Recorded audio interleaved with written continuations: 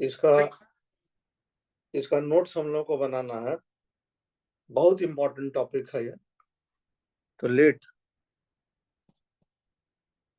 A dielectric late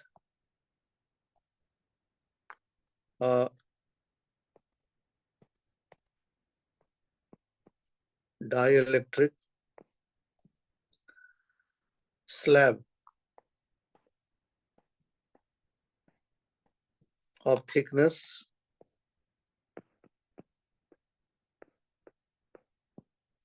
small d is put into a parallel plate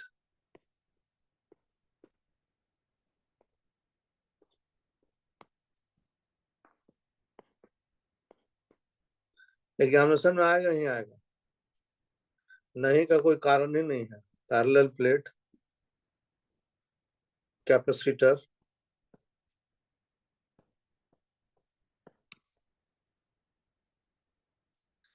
parallel plate capacitor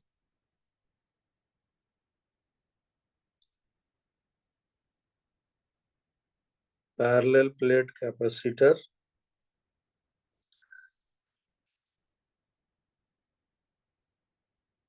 of distance small d of distance small d let E naught is filled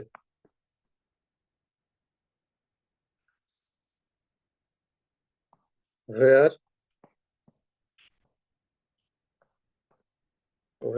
dielectric slab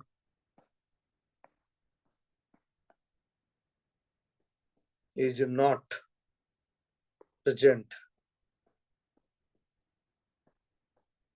मतलब जब air में है तब। ठीक है,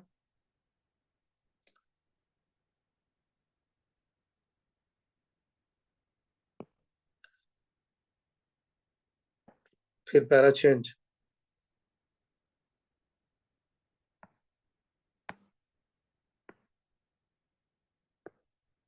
as shown in diagram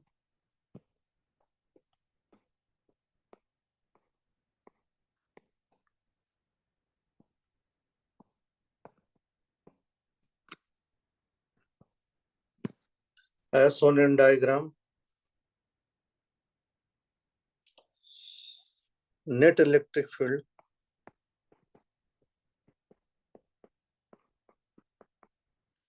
E naught minus EI,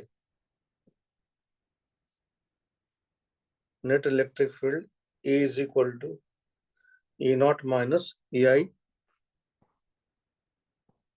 where EI क्या है, induced field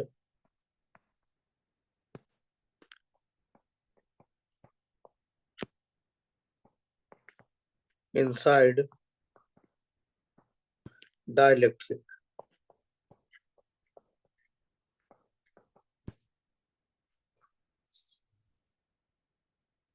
ठीक है, तो ये हो गया हमारा कि भाई इतना होता है। अब ये जो है ये हमारे एक इक्वेशन बन करके रहेगा, जहां अब हमको इसको इस्तेमाल में लाना होगा वहां हम इसको इस्तेमाल में लाएंगे।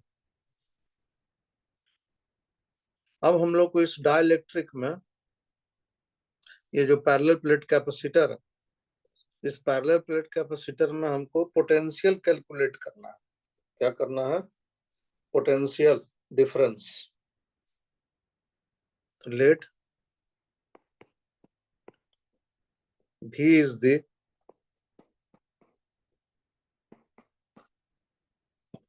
potential difference between plates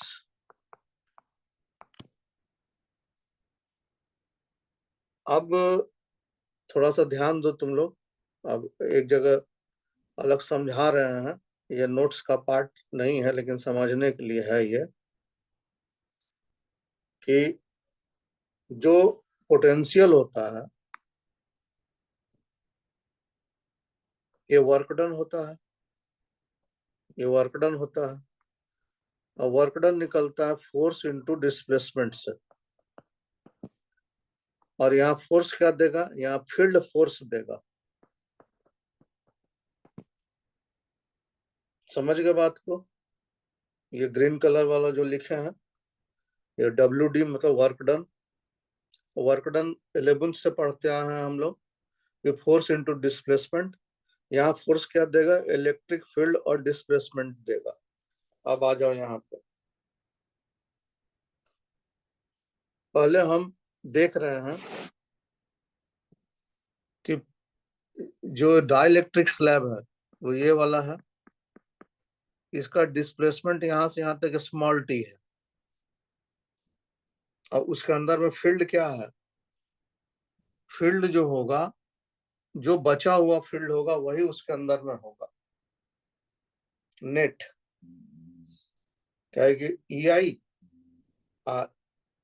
original में से वो खाली हो गया है, तो इसके अंदर में जब EO में से EI घटा देंगे, ठीक है ना, तो E बचेगा। और E का डायरेक्शन क्या होगा, ये ग्रीन पेन से दिखा देते हैं। E का डायरेक्शन ऐसे होगा, इस साइड में, इधर होगा E, जो कि उसके अंदर में रहेगा। तब यहाँ हम लोग क्या लिखेंगे, फोर्स E, डिस्प्लेसमेंट कितना है स्मॉल d, प्लस, अब यहाँ आ जाओ इस पार्ट के लिए जो खाली है बिल्कुल, वहां तो E0 ही काम कर रहा है, E0। और वहां का डिस्टेंस कितना है, ये D-T, वो वहां का डिस्टेंस है। तो हम क्या करेंगे यहाँ पे, D-T कर दिया। अब चलो आगे।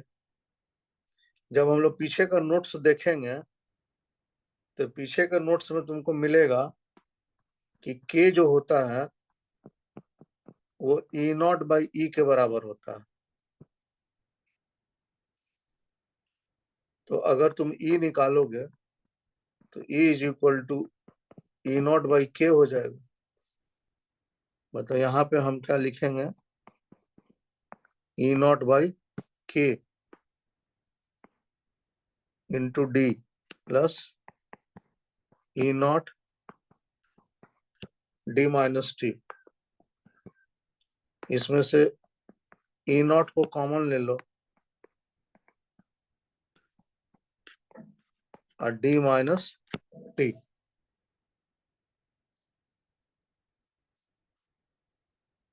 अब E0 को बदलना है, इलेक्ट्रिक फील्ड। पिछला क्लास में बताए थे कि फील्ड जो होता है पैरेलल प्लेट कैपेसिटर में वो σ/ε0 के बराबर होता है। तो σ/ε0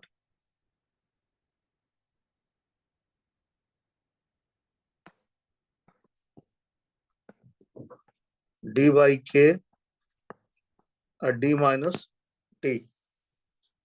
और सिग्मा को बदल दो, सिग्मा भी पिछला क्लास में बताया है, σ=Q/A होता है। ये सब बताए हुए हैं लेकिन बार बार हम लिख दे रहे हैं ताकि तुम लोगों को दिक्कत नहीं हो। तो Q/A ε0 D/K plus D-T, Q/A ε0 D-T T. ये हमारा क्या निकला? ये हमारा निकला भी। दिस इज आवर भी। जब भी निकल गया तो अब हमको निकालना है कैपेसिटेंस। तो Q is equal to C V होता है, तो Q by V is equal to C. C Q, अब भी के जगह पे ये वाला वैल्यू,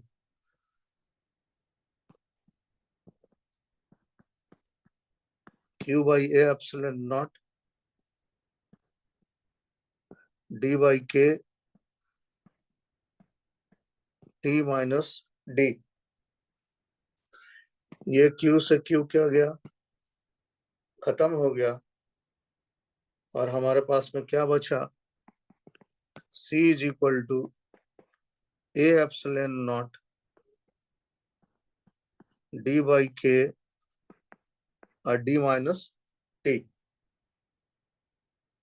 ये तुम्हारा एक्सप्रेशन डिराइव हो गया कि जब पैरेलल प्लेट कैपेसिटर होता है तो पैरेलल प्लेट कैपेसिटर में जो कैपेसिटेंस आता है उसका ये वैल्यू आता है। अब हमको देखना है आगे में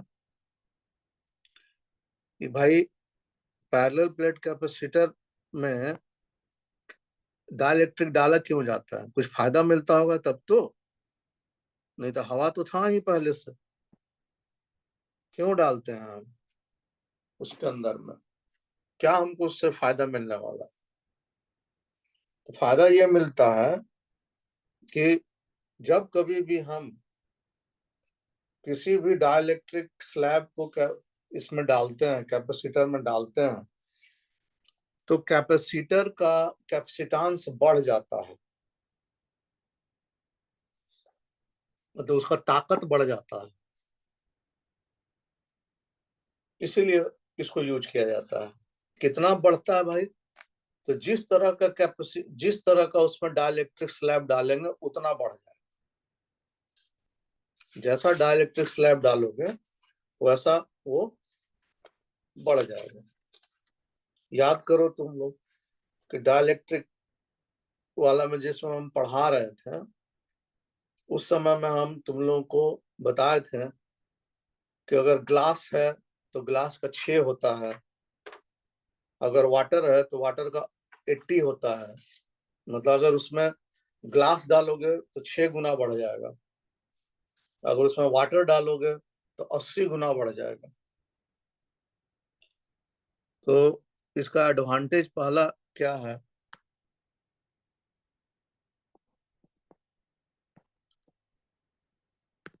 एडवांटेज क्या है?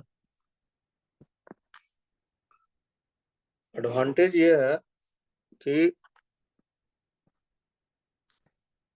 Capacitance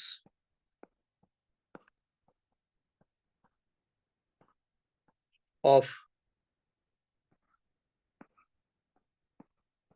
capacitor increases by the factor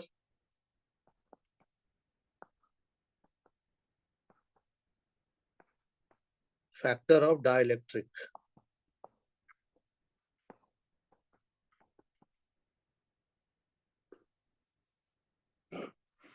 example के तौर पे जैसे मान लिया जाए कि ये तुम्हारे पास में ये पैरेलल प्लेट कैपेसिटर बना दिए हम, ये चलो काला रंग का बना देता, ये बना, एक मिनट, हाँ,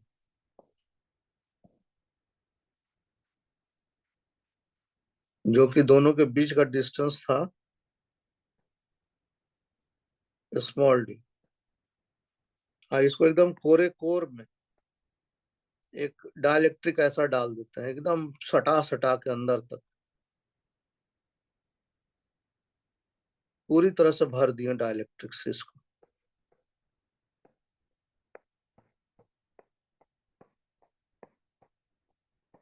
पहले टी डालते थे, तो टी को इतना बड़ा डालें कि टी जो है वो बड़ा होकर के डी हो गया, पूरी तरह से भर दिया उसको। तो टी हमारा कितना हो गया, डी हो गया। तो हमारे पास में जो फॉर्मूला था, फॉर्मूला ये था हमारा ए एप्सिलॉन नॉट। अब जहां जहां पर हमको डी नजर आएगा वहां वहां हम टी लिख देंगे। यहाँ डी नजर आ रहा है, यहाँ पर हम टी लिखें, टी बाई के प्लस टी माइनस टी। ये टी से ये टी क्या हुआ, कैंसिल हुआ, और के ऊपर चला गया, के एप्सिलॉन नॉट बाई। अच्छा, जहां जहां डी था, टी मत लिखो, वहां डी लिख दो, बात तो बराबर है। टी लिखो चाहे डी लिखो, डी ही लिखो। ये डी हो जाएगा, ये भी डी हो जाएगा, ये भी डी हो जाएगा। तो ये ऐसे आ गया। अब यहाँ अगर ब्रैकेट लगा दो तो अभी हम जानते हैं कि ए एप्सिलॉन नॉट बाई डी जो होता है ना, वो जब एयर होता है तब होता है। तो ये हो जाएगा तुम्हारा के 80 नॉट। देखो बढ़ गया, बढ़ गया ना के फैक्टर से। तो अगर उसमें तुम डालोगे तो उतना फैक्टर से क्या हो जाएगा, वो इंक्रीज कर जाएगा। अगर कोई तुमसे बोले कि आप उसको प्रूव कीजिए, तो बोलना कि भाई देखिए ये हम प्रूव कर दिए इसको। आगे चले, नोट कर लिया वो लोग इसको।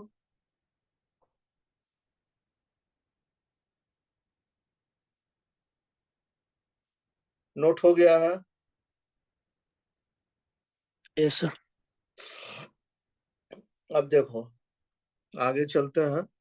मान लो, मान लिया जाए कि इसके अंदर में कोई बोलता है, अब ऑब्जेक्टिव का क्वेश्चन देखो। Objective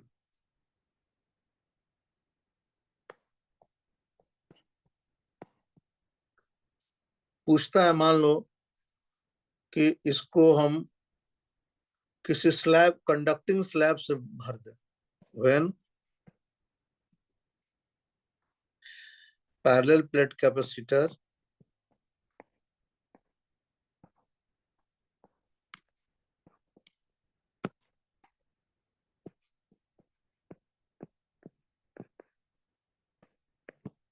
is completely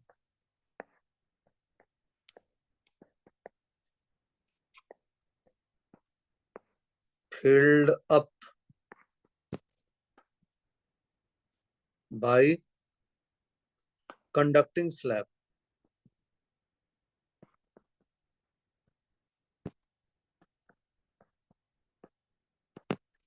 conducting slab,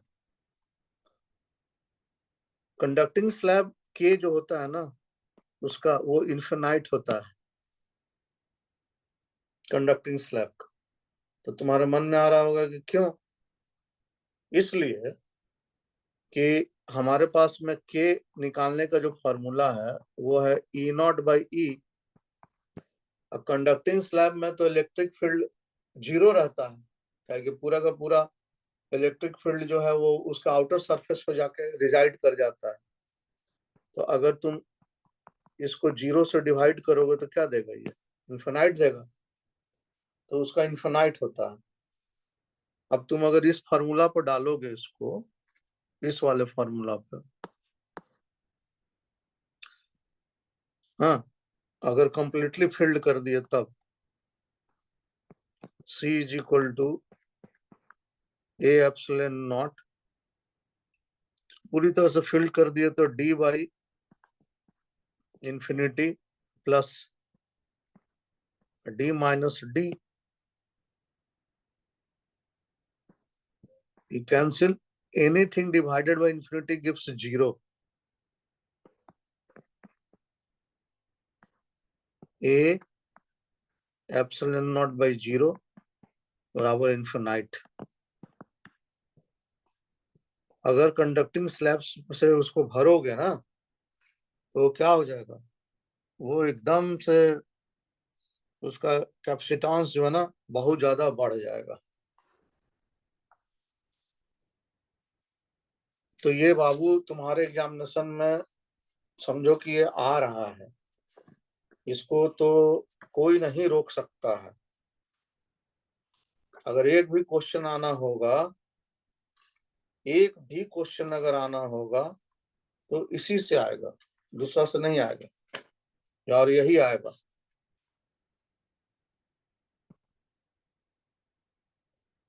ये इतना इम्पोर्टेंट है।